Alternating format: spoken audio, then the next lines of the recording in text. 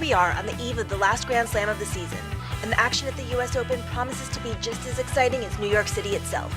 Dazzling nightlife, blockbuster entertainment, and even a few celebrity sightings await the world's best tennis players in the Big Apple. But like any night out on the town, there's sure to be plenty of drama in store too. 2013 champion Rafael Nadal won't be back to defend his title in Flushing Meadows, leaving Novak Djokovic and Roger Federer as the top two seeds. Nole's been a little quiet since picking up title number 2 at Wimbledon. He struggled for wins and was ultimately upset early at both of this summer's Masters events. Roger, on the other hand, made the final in Toronto before claiming his 6th crown in Cincinnati a week ago, and he'll be eager to avenge his loss to Djokovic in the London final. But plenty others could cause a stir in the men's draw too. Grigor Dimitrov made his first major semi at the All England Club and comes to New York in his highest ever ranking. And 2012 champion Andy Murray, who lost to the Bulgarian in his Wimbledon defense, will try to make his first title of the year a big one. On the women's side, defending champion and US Open Series clincher Serena Williams takes the top seed for the 3rd time and will look to erase what's been her weakest major season in 8 years. But players like 2006 winner Maria Sharapova will try to take advantage of any openings.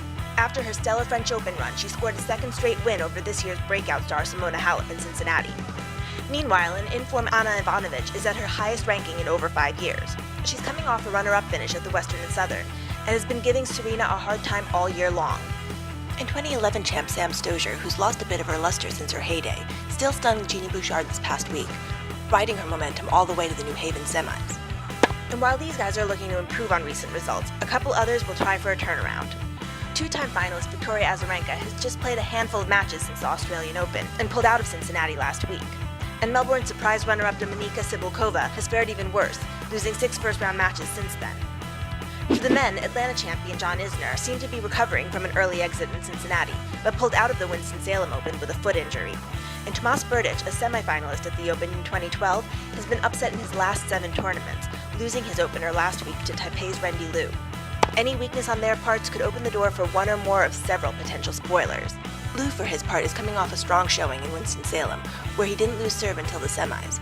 He's only won 2 matches at the US Open, but he's in good position to change that now. And young Jack Sock beat John Isner in Newport and Jurgen Melzer in Toronto. Suddenly a legitimate threat on the doubles circuit, he might be ready for a break in singles now too.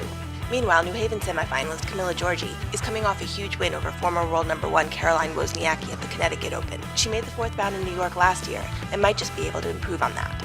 And double standout Kristina Mladenovic, who stunned Li Na at Roland Garros, has also notched wins over Francesca Schiavone, Clara Kugalova, and Wimbledon semifinalist Lucy Safarova all this summer.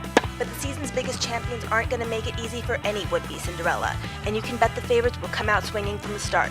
So be sure to check out the 10 things I want to see happen this year at the US Open, and keep checking back for full coverage of all the action in New York.